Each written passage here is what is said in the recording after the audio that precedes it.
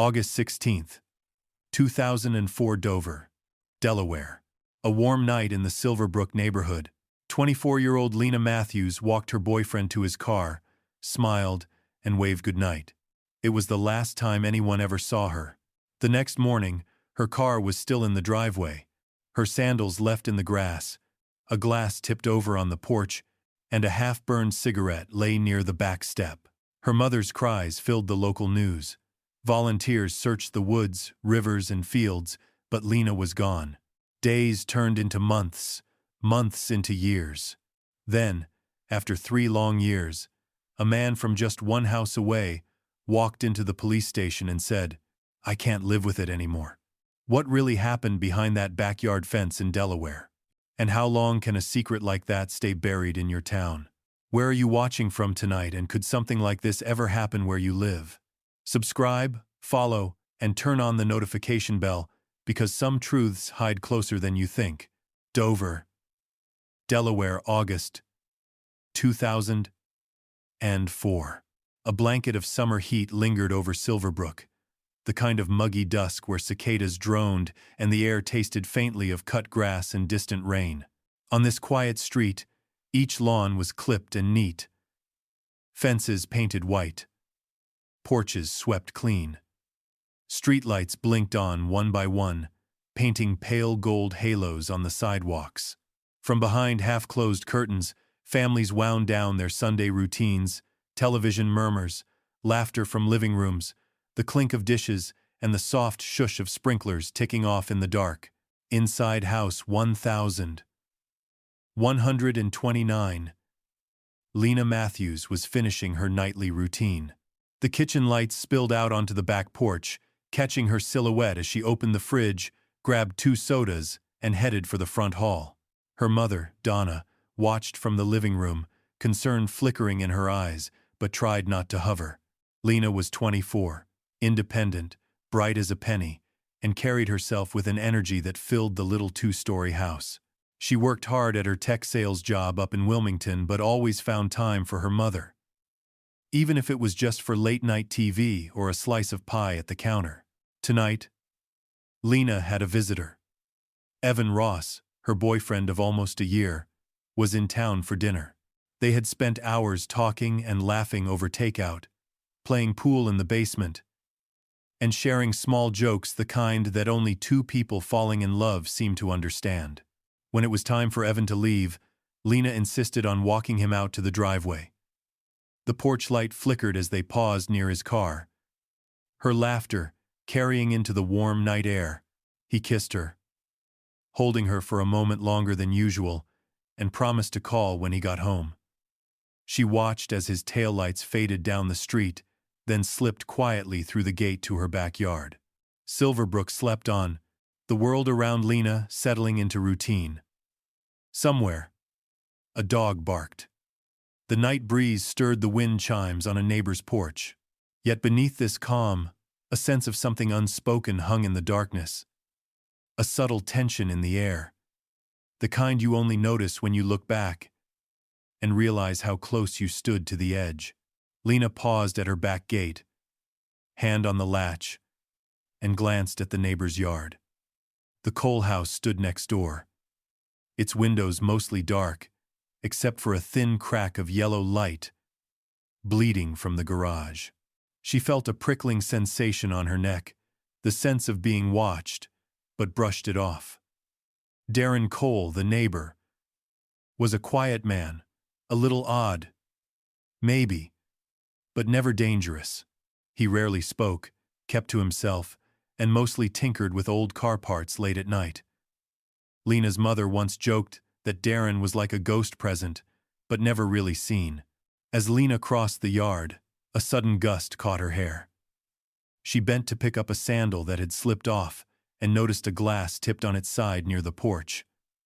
A half-burned cigarette, crushed by the step. She frowned, straightened the glass, and closed the back door behind her, locking it with a soft click.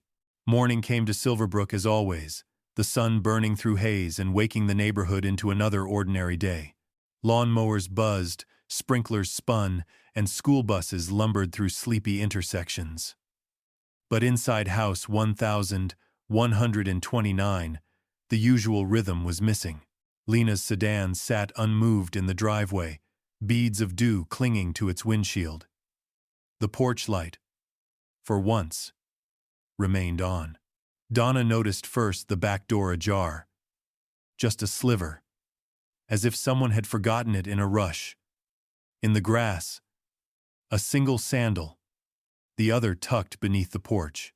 The glass Lena had righted last night now lay on its side again, glinting in the sunday. A cigarette, half smoked, had rolled into the flower bed, its ash clinging to the petunias. At first, Donna thought nothing of it. Maybe Lena was running late. Maybe she'd stepped out for a walk. But as the hours stretched on, dread crept in. Lena's phone and purse sat untouched on the kitchen table. Her keys hung on their hook. The lights in the basement were still on. Her favorite mug left on the counter. There was no note, no message, just a heavy, unfamiliar silence that filled the little house from floor to ceiling. Neighbors began to gather, voices low and uncertain, glancing at the coal house next door and the empty street beyond. Whispers flickered. Had anyone seen Lena? Did she say where she was going? No one had. Evan called. Panicked. He hadn't heard from her since last night. Hadn't seen anything strange.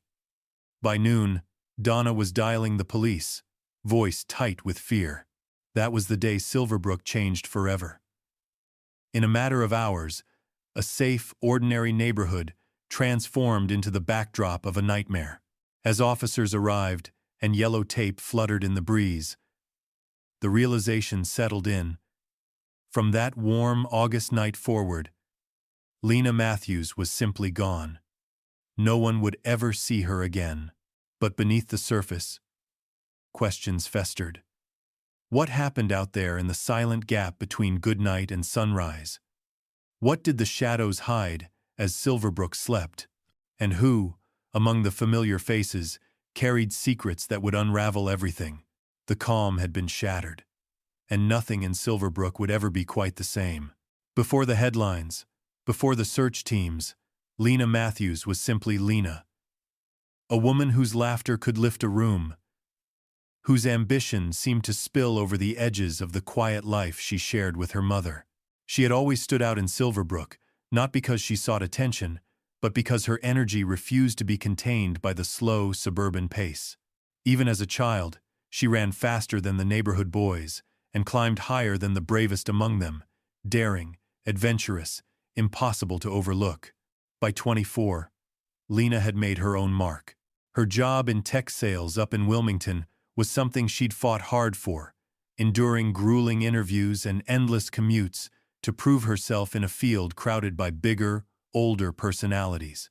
She wore her confidence like a badge, sharp-witted in business meetings and generous in the lunchroom, bringing homemade cookies for coworkers and remembering every birthday. Yet for all her drive, she was never above pausing to help a stranger find the right office or staying late to untangle a tricky account for a friend. At home, Lena split the old two-story house with her mother, Donna Matthews, a woman who carried her own quiet strength. They were close, the kind of mother and daughter who shared secrets over coffee and spent weekends sorting through thrift stores, laughing at hideous sweaters and hunting for vintage records. Their bond had only grown after Lena's father died. Grief, making their world smaller, but their connection deeper. Donna worked as a receptionist at the local clinic, soft-spoken, practical, keeping the house humming with routines and gentle order. Lena's studio apartment was the basement, transformed by her own hand into a cozy haven. The main room was painted a soft teal, lit by string lights and filled with art prints and stacks of paperbacks. She had carved out a corner for her computer setup, a place for late-night projects, Zoom calls, and, sometimes, whispered phone conversations with Evan. The basement's private entrance led out to the backyard, a detail Lena loved for the sense of independence it gave her. Sometimes, after long days at work, she would step outside barefoot, feeling the grass cool beneath her toes, listening to the distant hum of traffic and the rustle of wind through the maples. Next door, a different kind of life unfolded. Darren Cole, 26, had grown up in Silverbrook, but seemed to exist in the town's shadowy margins. He lived with his mother, in a house that always felt a little too dark, a little too silent. Darren was rarely seen during the day, and when he emerged, it was usually in the small hours, fiddling with old radios or car parts in the garage. The door cracked just enough to spill a wedge of light onto the driveway. People called him odd, but harmless, a label spoken with a mix of sympathy and discomfort. Children avoided his yard. Adults nodded, but never lingered. Darren's mother was a figure glimpsed through curtains, a shape in the kitchen window or a voice calling him in for dinner. Rumors drifted she had lost her husband early, kept to herself, doted on her son with a devotion that sometimes seemed smothering. If Darren noticed the stares or felt the isolation, he never let it show. Still, Silverbrook had always been the kind of place where people felt safe leaving doors unlocked, trusting in the routines that stitched their days together. There was comfort in the sameness, in knowing the names of every neighbor, the history behind every fence and flower bed. On weekends, families gathered for block parties or sat in folding chairs beneath maple trees, sipping lemonade and sharing stories that blurred fact and fiction. Lena was a favorite at these gatherings, known for her quick smile and the way she could coax laughter from the shyest child or the grumpiest old man. Yet, even in this easy familiarity, small frictions sometimes flared. Lena's independence, her career, even her late-night comings and goings, sometimes sparked whispered judgments. A few of the older neighbors thought she was too bold for her own good, that she should be more cautious, more traditional. But Lena, ever the rebel, brushed off the comments and kept moving forward, certain that her life was just beginning. It was only in hindsight that people remembered Lena mentioning odd moments, an unfamiliar car idling on the street, the feeling of eyes on her as she unlocked her door, the way the garage light next door seemed to flicker on at strange hours. She had laughed them off, refusing to be afraid in her own neighborhood. To her, Silverbrook was still the safe haven it had always been. But all of that, the comfort, the safety, the shared sense of community, shattered with Lena's disappearance. Suddenly, the details of her life became evidence. Her personality, a collection of memories for detectives and journalists to sift through. The private basement, once a sanctuary, was now a point of scrutiny. The neighbor with the flickering garage light was no longer just odd, but a question mark on every investigator's list. What made Lena special was what made her loss unbearable. Her absence left a void that echoed through every corner of Silverbrook. As her story spread beyond the neighborhood, as her photo appeared on television screens and lampposts, people clung to their memories of who she was.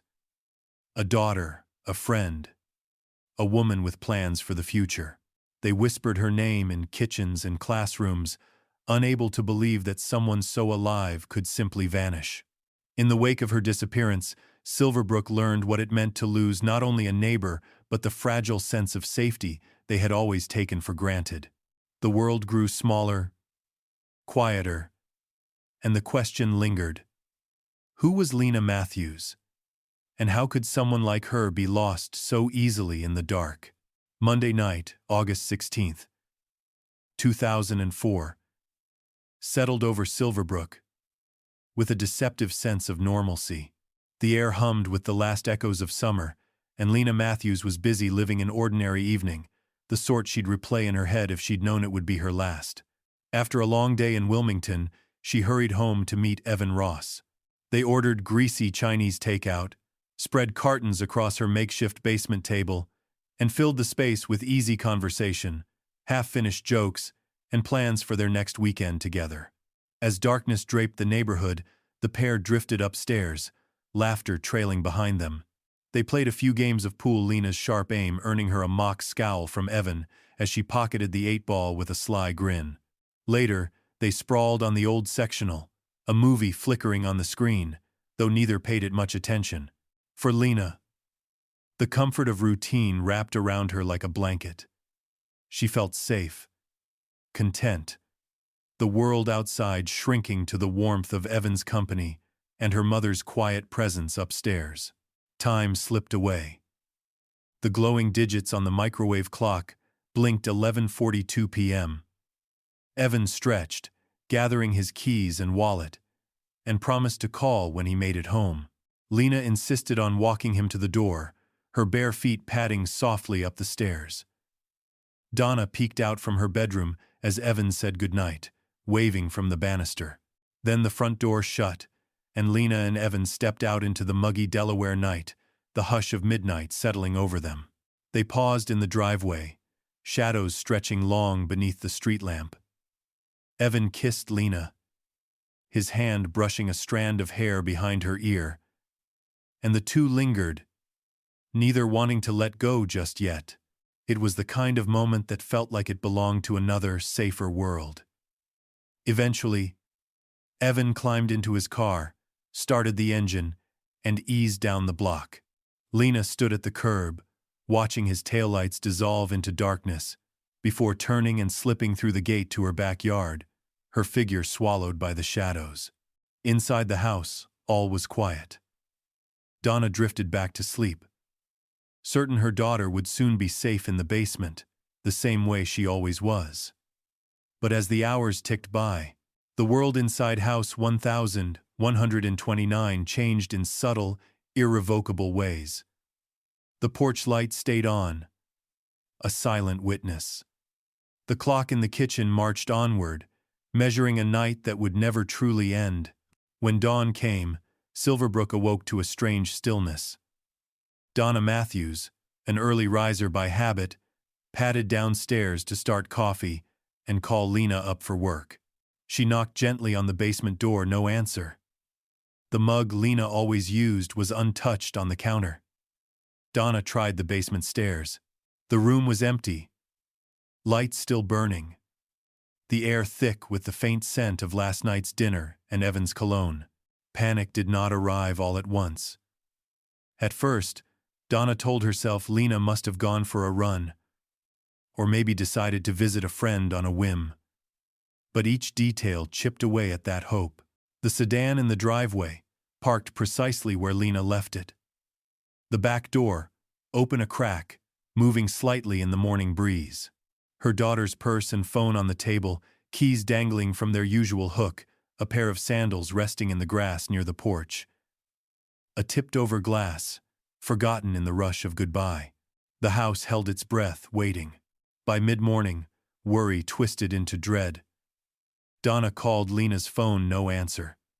She dialed Evan, who stammered in confusion, assuring her he had left Lena in good spirits, had seen nothing out of place. His last image of her was that parting wave by the driveway. He drove over in a rush, heart pounding, searching the street for any sign of her. Word traveled quickly through Silverbrook. Neighbors gathered on porches, voices low and anxious. They watched as Donna, trembling, spoke with the first patrol officer to arrive. He surveyed the house, scribbled notes, checked the doors and windows. There were no broken locks, no signs of a struggle. Everything was in its place, except Lena. Officers questioned Donna, then Evan. They scoured Lena's bedroom, searched her computer and recent calls, but nothing suggested she'd planned to leave. No hint of a secret life or impulsive getaway. The police spread out, knocking on doors, canvassing the block for any flicker of movement in the night. No one remembered hearing a scream, a car speeding away, a dog barking at the wrong hour. The night had been as still as always, heavy with its usual silence. Detectives dug deeper, pulling surveillance footage from nearby gas stations and street corners, checking Lena's accounts and phone records. They pressed Evan through a grueling round of questions, poring over every detail of his story, examining his alibi from every angle. But the evidence matched. His phone never left the route home. Cameras showed his car at the right times. The boyfriend was eliminated. At least, for now. The sense of unreality grew as the day stretched on. By evening, police had expanded their search to the woods behind Silverbrook, then to the riverside, the parks, the empty lots. Neighbors combed the yards with flashlights, calling Lena's name until their voices were raw. But the only answer was the echo of their own footsteps and the soft hiss of summer wind through the leaves.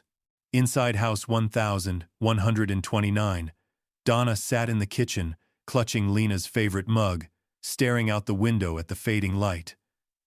Every ordinary object became a clue, every silence a threat. She whispered her daughter's name, over and over, as if that alone could fill the house with warmth again. The details were maddening in their simplicity. No forced entry, no clear signs of struggle, just a vanished young woman, her life paused at the edge of midnight, and a silence heavy enough to swallow everything she had ever been. And outside, the sun set over Silverbrook as police cars idled in the street. And the neighborhood began to understand that nothing would ever be ordinary again. The news swept through Dover like a thunderclap, first a whisper, then a roar. By Tuesday afternoon, Lena Matthews's face was everywhere. It gazed out from grainy yearbook photos on the evening news, smiled from sunlit snapshots pinned to telephone poles and taped to supermarket windows. A missing person, a daughter gone. The town's routines buckled under the weight of those three words. For many, the first sight of Lena's photo felt personal, as if the loss belonged not only to her mother, but to every parent, every neighbor, every person who believed Silverbrook was immune to the tragedies splashed across distant city news. Donna Matthews, hollow-eyed and trembling, made her plea through local broadcasts, her voice cracking as she begged for even the smallest sign. If anyone knows anything, please, just call. Even the smallest thing could bring her home. Her words echoed through living rooms and car radios, pulling at the edges of the community's collective heart. Within hours, the effort to find Lena became a movement. Volunteers spilled into the streets, retirees with flashlights, teenagers in high school sweatshirts, mothers with strollers and toddlers in tow. They combed through yards, crawled through hedges, poked at drainage ditches and creek beds. Some carried battered Polaroids or printouts, holding Lena's image up to every unfamiliar face. They searched the woods bordering Silverbrook and swept along the muddy banks of the Street Jones River, boots squelching in the soft earth, hope growing fainter with each fruitless hour. On the edge of every group hovered an unspoken question. How could someone simply vanish? The stories grew with each telling. Some said they'd heard a car idling late at night. Others spoke of strange lights or voices on the wind. A few remembered Lena mentioning the uneasy feeling of being watched, but none could say who or what she might have feared. Detectives worked in shifts, notebooks filling with questions and dead ends. They mapped out Lena's last steps, retraced every hour, every phone call, every errand she'd run that day. Friends, co-workers, and neighbors were questioned in turn, their faces drawn with worry and guilt, everyone desperate to prove their innocence. In a small town, suspicion spreads fast, contaminating even the purest memories. The initial spotlight fell hard on Evan Ross. As Lena's boyfriend and the last person to see her, he endured 12 grueling hours of interrogation in a windowless room at the station, watched by two sets of tired eyes. He recounted the night again and again, his words picked apart, cross-referenced with timelines and phone data. But technology provided his alibi, his cell phone's journey home, the time-stamped gas station receipts, even grainy footage showing his car headed north at exactly the right time. No matter how many times detectives circled back, there was nothing to suggest he was hiding anything. With the obvious suspect cleared and the trail growing cold, the investigation narrowed its focus. Pressure mounted from Lena's family. from the volunteers who refused to give up, and from reporters chasing each new development. What remained when the noise settled was the hard reality. Whoever had taken Lena, or whatever had happened to her, had done so in the heart of a close-knit neighborhood, right under the watchful eyes of friends and strangers alike. As days blurred into a week, the tone of the search shifted. The first candlelight vigil was held on the green in front of the local church. People gathered in clusters, candles trembling in their hands, voices raised in song and silent prayer. Donna stood at the center, flanked by neighbors and old friends, clutching Lena's favorite scarf as if it could bring her daughter home by sheer force of love. Each night, she lit a candle in the window, a beacon against the darkness, refusing to let hope gut her out. Yet beneath the hope, fear simmered. Parents ushered their children home before dusk. Bolted doors that once stood open whispered anxiously over backyard fences. Rumors spread about the strangers who drove too slowly, the out-of-place car parked under the sycamores, the neighbor who always kept his blinds drawn. Trust, once the town's most precious currency, now felt brittle and easily broken. Even the landscape changed under the weight of the search. The woods along the river, once a place for summer walks and secret teenage parties, became somber ground. Volunteers marked trees with orange tape, retraced old steps, and searched beneath fallen branches for any sign, no matter how small. In the silence, every snapped twig felt significant. Every shifting shadow, a possible answer. Days turned into nights, then circled back again. Silverbrook's sense of safety was gone, replaced by the harsh reality that in their quiet haven, something terrible had happened. No one spoke it aloud, but everyone felt it. The boundary between ordinary life and unimaginable loss had been shattered. The town would never look the same again. Yet, in the center of all the fear and suspicion, Donna Matthews kept faith alive. Each night, the glow from her window burned on a symbol for Lena, and for every family who now knew how quickly everything could change. And with every passing day, the question became not just what had happened to Lena, but who, among the people of Silverbrook, might hold the key to the truth. In the chaos of searching, a new thread began to emerge, quiet at first, then sharper as days passed. The police, exhausted by dead ends and false leads, returned to the scene again and again, scanning the backyard, the alley behind the houses, the narrow strip of grass that separated Lena's home from her neighbors. It was there, in the muddy earth near the fence, that an officer noticed a faint outline, a single shoe print, pressed deep from the rain that fell. The night Lena vanished. Next to the shoe print, almost invisible unless the morning sun hit it just right, was a strand of long hair, tangled on the latch of the back gate. It fluttered in the breeze, unnoticed until a detective, driven by something like desperation, bent down and plucked it away with gloved hands. The discovery felt at once ordinary and monumental, a thread that could unravel everything or lead nowhere at all. The focus shifted almost immediately to the house next door. Darren Cole's home had always been a puzzle piece that didn't fit. Its windows perpetually dark, the yard overgrown at the edges, a sense of isolation radiating from within. Darren was a man few in Silverbrook truly knew.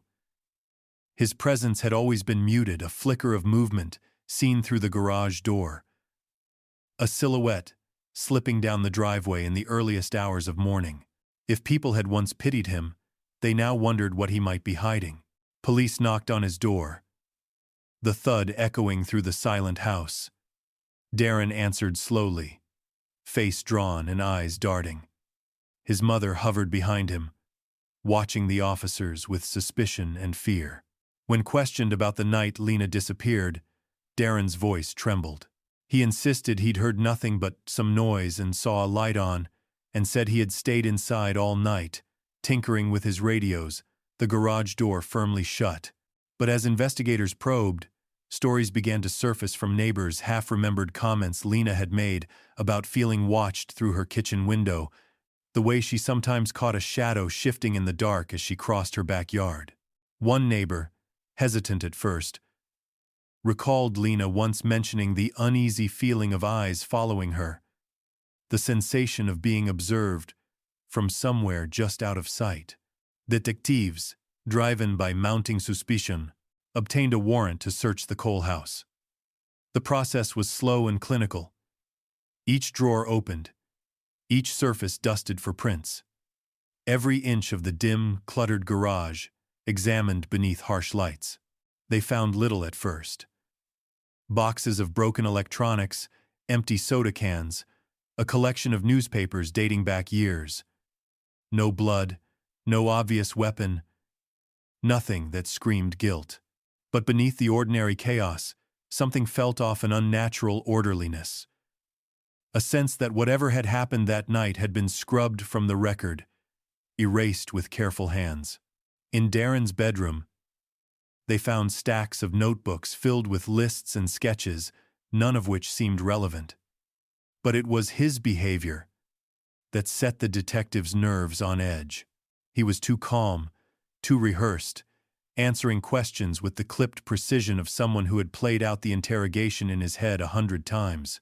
The police recorded every word, every glance, noting how his answers always circled back to his own innocence, how his hands shook when asked about the noise in the night. As the search ended, officers gathered on the porch, frustration mounting. On the official report, a single line appeared. Left side neighbor, suspicious. Continue surveillance. It wasn't enough for an arrest. It wasn't even enough for certainty. But in the strange calculus of missing persons cases, it was enough to shift the spotlight, subtle at first, then growing more intense with every passing day. Donna Matthews watched the investigation unfold with a mixture of hope and dread. She tried not to look at the coal house as she passed the window each morning, but her eyes were drawn there all the same, seeking answers in the drawn curtains and silent yard. She replayed every encounter with Darren in her mind, the polite nods at the mailbox, the brief exchanges over fallen branches or holiday lights. Was there something she had missed? Some warning sign hidden in plain sight? Silverbrook, once a place of casual trust, grew wary and suspicious. Neighbors eyed each other with new caution. Children were kept indoors. The routines that had defined the town dog walkers at dawn, porch lights flickering at dusk, were disrupted by the unspoken fear that danger might be lurking right next door. Surveillance intensified. Undercover cars idled discreetly at the end of the street. Detectives strolled past Darren's house at odd hours, making careful notes. Every night, as darkness crept across Silverbrook, Donna left her porch light burning and watched shadows drift from window to window. Through it all, the mystery of Lena's disappearance remained unsolved, a wound that refused to heal, festering beneath the surface of daily life. The shoe print, the hair on the latch, the feeling of being watched all pointed to a story that the town wasn't yet ready to hear. But the truth, silent and persistent, continued to haunt Silverbrook, waiting for the moment when it would finally come to light. Weeks slipped by, measured in sleepless nights and unanswered prayers. The shock that had rippled through Silverbrook gradually gave way to something colder, a numbness that settled over the town like an early frost.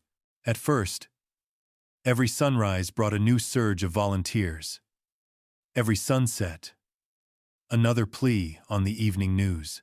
But as August faded into September, as the days shortened and the search parties thinned, hope stretched thin and brittle. Lena Matthews remained missing, her absence growing heavier with every tick of the clock. Detectives still combed through evidence, but leads dried up as fast as they appeared.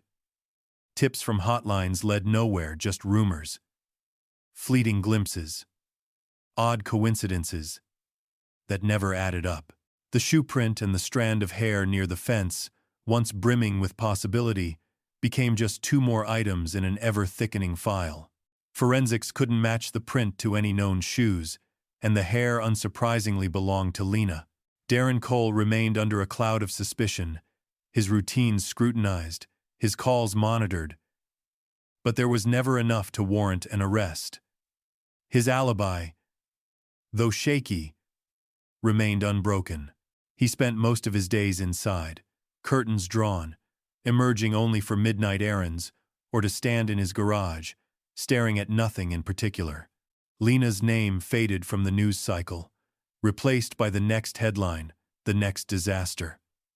But inside House 1129, the passage of time meant nothing at all.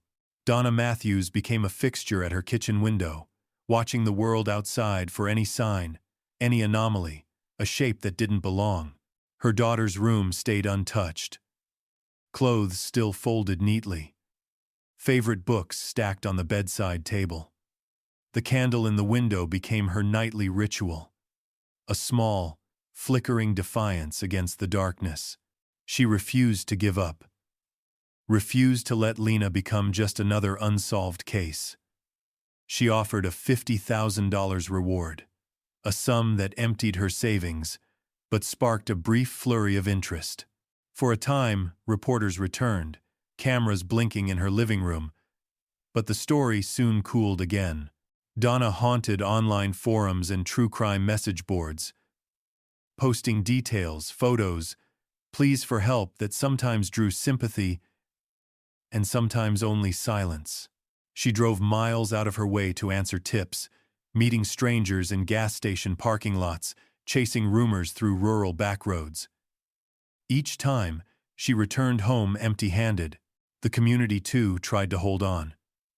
The flyers stayed up, edges curling, colors fading on utility poles and in grocery store windows. At church, Lena's name echoed in the prayers each Sunday, and the town organized candlelight vigils on the anniversary of her disappearance. But as months turned into years, the rituals grew quieter. The world kept moving, even as one mother's universe remained frozen in that August night.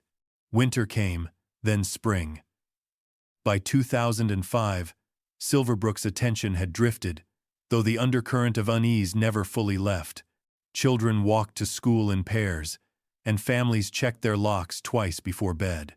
Those who lived closest to Lena's home avoided Darren Cole's house, whispering theories over coffee or exchanging nervous glances at block parties. Darren himself became even more withdrawn, rarely seen except for hurried trips to the mailbox or furtive walks under the cover of darkness. Some wondered if the scrutiny had driven him further into isolation, while others quietly questioned if it was guilt that kept him locked away. Detectives cycled off the case, replaced by new faces, new notebooks. Each time Donna retold the story, recounted every detail, hoping something would strike the fresh eyes that had eluded the old. But there was no body, no weapon, no witness. Just the gnawing certainty that somewhere, someone still knew what had happened. In rare moments when Donna allowed herself hope, she imagined Lena living somewhere else, building a new life, waiting for the right time to return.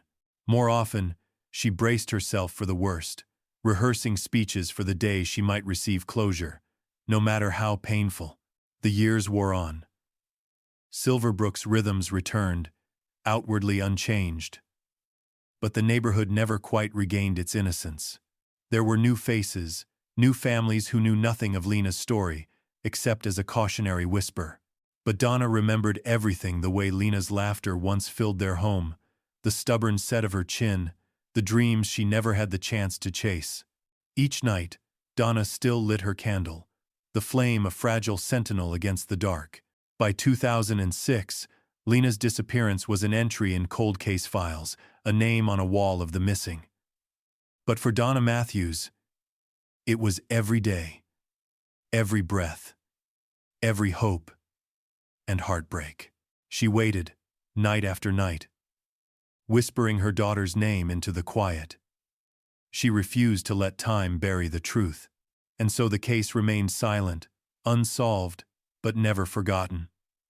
Lena's absence haunted Silverbrook, a shadow stretching across every ordinary moment.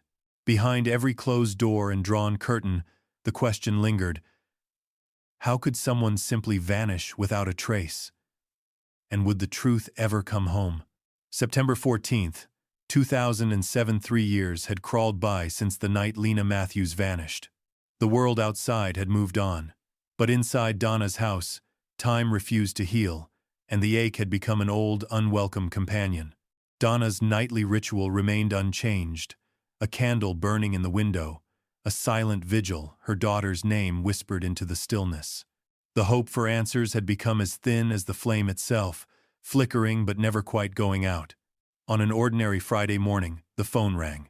Donna answered, expecting another dead-end call, another reporter, another stranger with wild theories. But this voice was different. A police officer, speaking carefully, told her to come to the station. There had been a development, he said. We think you should be here in person. Miles away. The Dover Police Department was locked in a mood of cautious disbelief. Earlier that morning, a man had walked through its glass doors, head bowed, a lawyer at his side. His hands shook so badly he had trouble signing the visitor's log. Darren Cole, the neighbor who had lived in the shadows of suspicion for years, took a seat in the interview room and looked smaller than anyone remembered, shrunk by fear, by guilt, by years spent holding in the weight of what he'd done. It began with a whisper. I can't live with it anymore.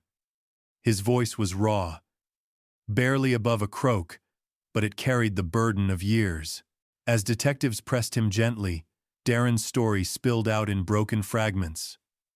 Moments of anger, panic, and regret that he had kept locked away since that August night. That night, he said, he was out by the fence in the backyard. Lena came home late, crossing her yard, glancing toward his house the way she sometimes did. She caught him watching her, and the moment sharpened a flash of embarrassment, maybe shame, maybe something darker. Darren had always been on the periphery, always longing for connection but finding only loneliness. In Lena, he saw everything he'd never had. Confidence, friends, a future, just beginning.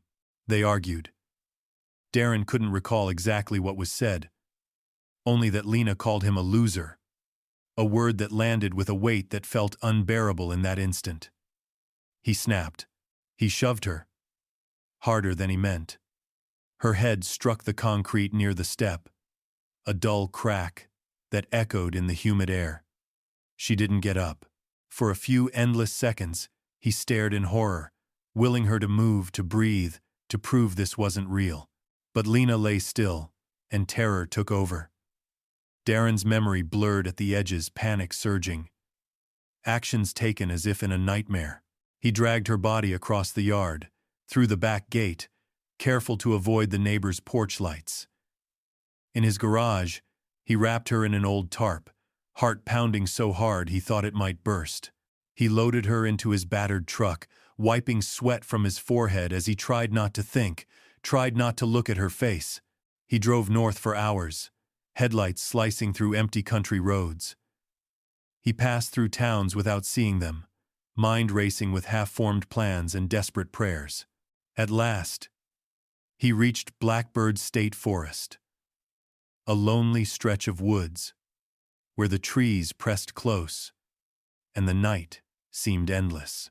There, beneath a blanket of leaves and dirt, he buried Lena, marking the spot with a fallen branch, one final attempt to cover what he'd done. For 3 years, Darren had carried his secret alone. Each day, he grew thinner, quieter, haunted by memories that wouldn't fade.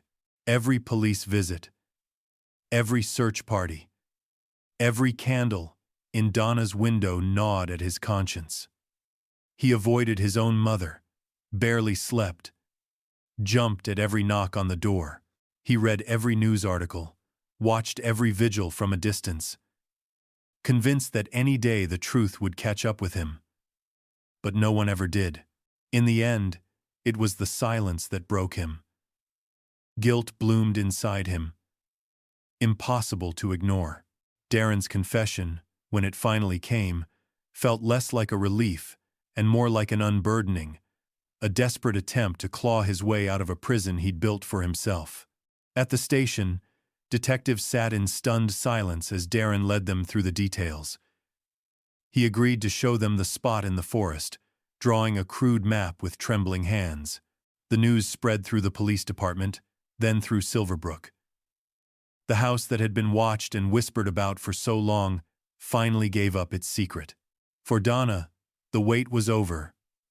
But the grief was new again.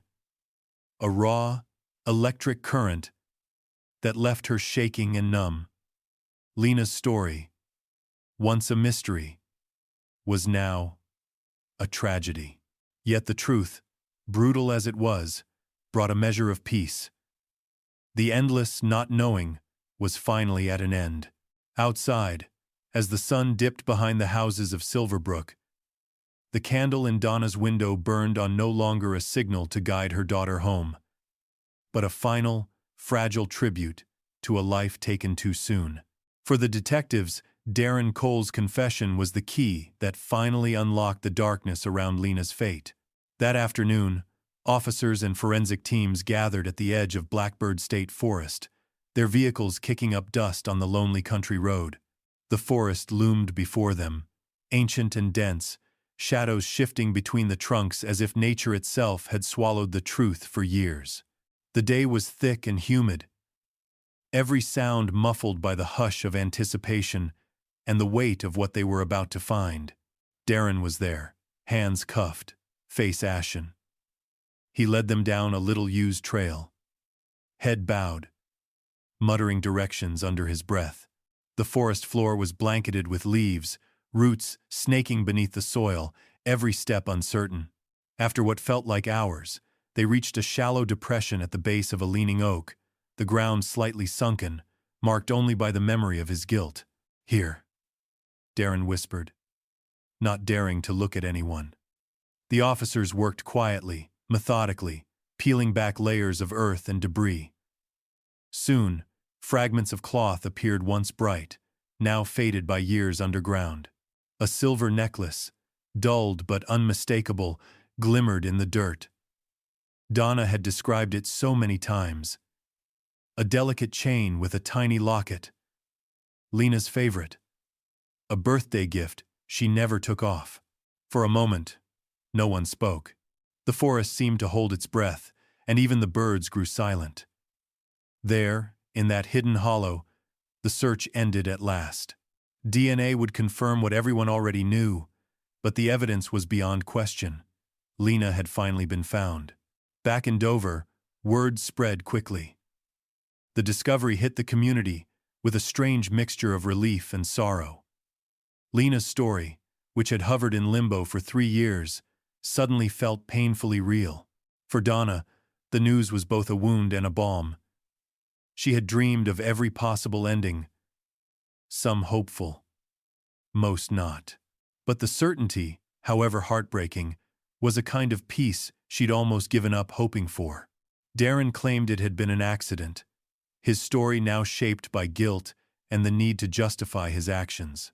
He described that moment by the fence, how anger had boiled over, how he'd shoved Lena, how everything changed in the sickening silence that followed.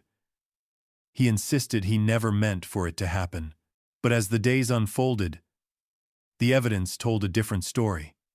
The care with which he'd hidden her body, the lies he'd told, the 3 years of elaborate concealment, they all pointed to a darker truth.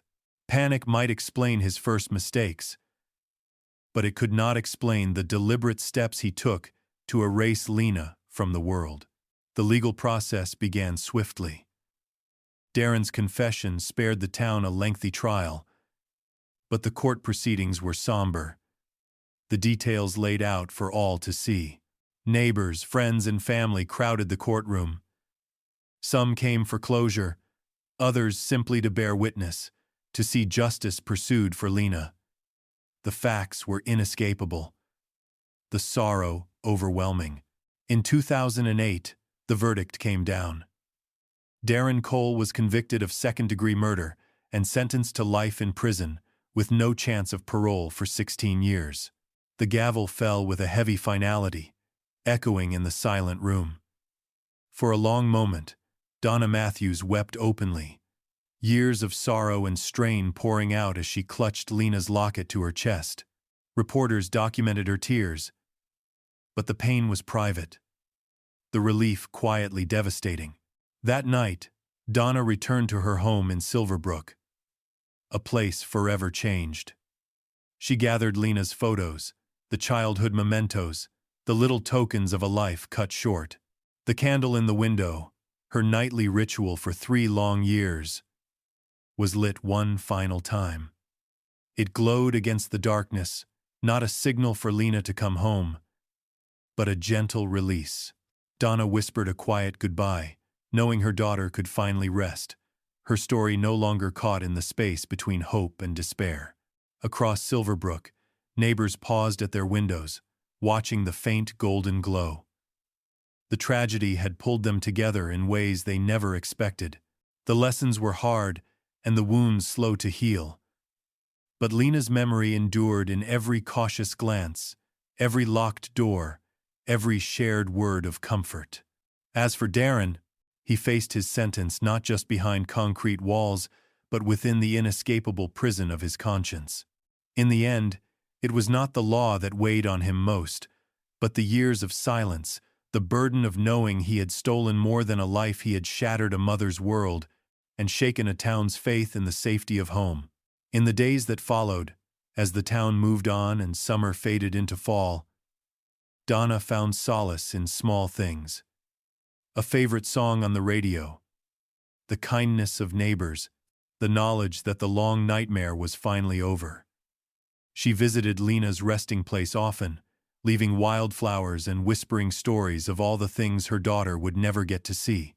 The truth, as terrible as it was, allowed her to grieve, to remember, and at last to begin to heal. The story of Lena Matthews settled over Silverbrook like the fading notes of a requiem, an ending, but never a true silence. News outlets chronicled the arrest, the search, and the painful closure in front-page headlines and feature stories. For weeks, Lena's face returned to television screens, now accompanied by solemn commentary and images of grieving loved ones, clutching candles and flowers at vigils. Silverbrook, once a symbol of suburban safety, became a cautionary tale, a name mentioned in conversations about trust, vigilance, and the unexpected dangers that can lurk just beyond our own backyards. Yet Lena's tragedy was not isolated. As the court process wound down and the town began its slow process of healing, the story caught the attention of true crime reporters and documentary producers far beyond Delaware. The details felt hauntingly familiar to those who remembered another case, one that unfolded 2 years earlier and hundreds of miles north in Markham, Ontario, Canada. In 2005, Alicia Ross disappeared after saying goodnight to her boyfriend, just as Lena had. Alicia, 25, lived at home with her family in a quiet, tree-lined neighborhood, not unlike Silverbrook. That summer evening, she walked outside, exchanged goodbyes, and never returned. Her family, frantic with worry, launched a search that quickly gained national attention. The Canadian press dubbed it the case that broke the country's heart. Weeks passed with no answers. Then, in a moment that mirrored Lena's case almost eerily, Alicia's neighbor, Daniel Sylvester, confessed. Like Darren Cole, Daniel had lived next door for years, mostly unnoticed, drifting in and out of the periphery of community life. He told authorities that an argument near the property line escalated, that he lost control, that he panicked, and tried to hide what he had done. He led police to the spot where Alicia's remains were buried, deep in the countryside beyond the city's reach. The similarities were chilling. 2 young women, their lives full of promise, snatched away in the very places they should have been safest. Both stories revealed the uncomfortable truth that danger, when it arrives, often wears an ordinary face. Both cases tore through the fabric of small communities, leaving families and neighbors grappling with questions that had no satisfying answers. In Markham, the outcome was as sobering as it was in Silverbrook. Daniel Sylvester was convicted of second-degree murder and sentenced to life in prison, with no chance of parole for 16 years. The same fate that would be handed to Darren Cole. The Ross family, like the Matthews family, endured the agony of uncertainty before receiving the terrible gift of the truth. Both mothers, worlds apart, had to learn to live with a loss that could never be undone. True crime documentaries and podcasts soon linked the two cases, piecing together the shared threads, the trusting neighborhoods, the overlooked warning signs, the unsuspected neighbors, the quiet persistence of mothers who refused to let their daughters be forgotten. Reporters wondered aloud how many other stories had unfolded in similar silence. Never noticed, never solved. The cases became reminders that every missing person is more than a statistic they are. Lives interrupted, futures erased, holes left in the hearts of families and communities.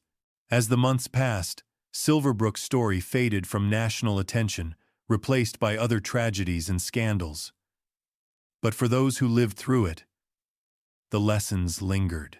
The town no longer left its doors unlocked. Parents walked their children home from school.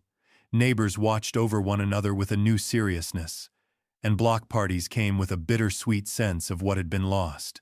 Some old-timers spoke of Lena and Alicia in the same breath, convinced that fate had tied their stories together in ways that only those left behind could understand. Donna Matthews, though comforted by the closure, struggled with the enormity of what had happened, not just to her family, but to her sense of what home meant. She kept in touch with the Ross family, finding solace in shared letters and emails. Sometimes, she spoke at local events or to reporters, determined that Lena's life would be remembered as more than a crime statistic. She advocated for safety, for listening to instinct, for taking every uneasy feeling seriously. Her pain became a warning her daughter's story, a legacy, and a plea for vigilance. As fall deepened, the trees in Silverbrook shed their leaves, and the neighborhood seemed quieter, older, forever marked by the memory of what had happened. And somewhere, in another city, another family kept a candle burning in their own window, a small, steady light pushing back against the darkness, a symbol that every lost voice deserves to be found.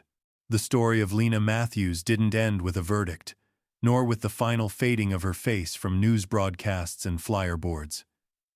In Silverbrook, her absence lingered, woven into the quiet spaces of daily life. The empty seat at her mother's table, the unclaimed mug on the counter, the bedroom left undisturbed, as though she might walk in at any moment. For Donna Matthews, grief arrived in waves, sometimes gentle, sometimes fierce, but always present. Some mornings, she found herself reaching for her daughter's voice in the silence, remembering laughter that once filled every room. Yet as months slipped into years, the pain of loss began to share space with something softer. Donna learned to let go, not of Lena's memory, but of the desperate hope that had once kept her awake every night. There was solace in truth, however cruel, and in the simple acts of remembrance. She planted a tree in Lena's honor in the backyard, a willow, its branches trailing in the breeze, just as Lena's hair once did when she laughed in the summer Sunday. Each spring, the new leaves unfurled in a burst of green, a quiet reminder that life continues, even in the shadow of tragedy. The neighborhood, too, found a way forward. The tragedy had left Silverbrook, changed wiser, more cautious, and fiercely protective of its own. Parents watched their children with sharper eyes, neighbors checked on one another, and the lessons of Lena's story settled into the bones of the community. Fear faded with time, but vigilance remained. People spoke openly about trust, about paying attention to the instincts that sometimes warn of danger, even when the world seems safe. Lena's story became more than a cautionary tale. it became a call to action. At schools, teachers shared her story during safety assemblies, reminding students to look out for one another and to speak up if something felt wrong. Local police worked with families, organizing neighborhood watches, teaching people how to stay alert without surrendering to fear. Donna attended some of these gatherings, her voice steady but kind as she encouraged parents to listen to their children, to believe them when they voiced concern, to never ignore small signs that something might be amiss. Across the years, Donna received letters from strangers, some from other mothers who had lost children, some from survivors of violence, all drawn to Lena's story by a need for connection, for hope, for reassurance that their own pain might matter to someone. Each letter was a reminder. Lena was not just a victim. She had become a symbol of how quickly trust can shatter and how deeply a single life can touch so many others. Donna often thought about the lessons hidden in Lena's tragedy, lessons she wished she'd never had to learn. She knew now how fragile peace could be, how a single moment of anger or carelessness could ripple through generations. She reminded herself, and anyone who would listen, that some wounds can only be healed by truth, no matter how long it takes to find it. Truth, she realized, is the first step toward healing, both for families and for entire communities. As the anniversary of Lena's disappearance approached each year, Donna lit a candle and set it in the window. But now, the light wasn't a desperate signal for Lena to come home. It was a tribute, a promise that Lena's life, her laughter, her dreams would not be forgotten. Neighbors joined in, candles flickering in windows all down the block, their golden glow pushing back against the darkness. Some nights, Donna would look out over Silverbrook and feel a strange sense of peace, knowing that her daughter's story had bound the community together in unexpected ways. There were lessons for everyone. Listen to your instincts, they exist for a reason. Never ignore small signs of danger, even in familiar places.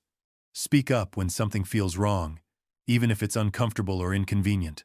And above all, remember that anger is a moment, but violence lasts forever, rippling out into the world in ways that no one can ever fully take back.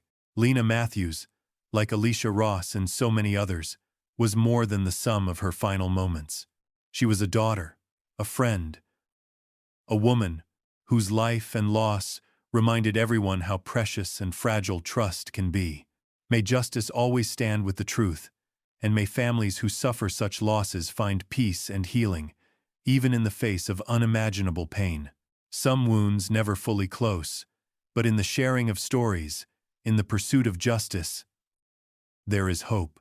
As Donna often said, we keep their memory alive, not by dwelling on the darkness, but by seeking the light.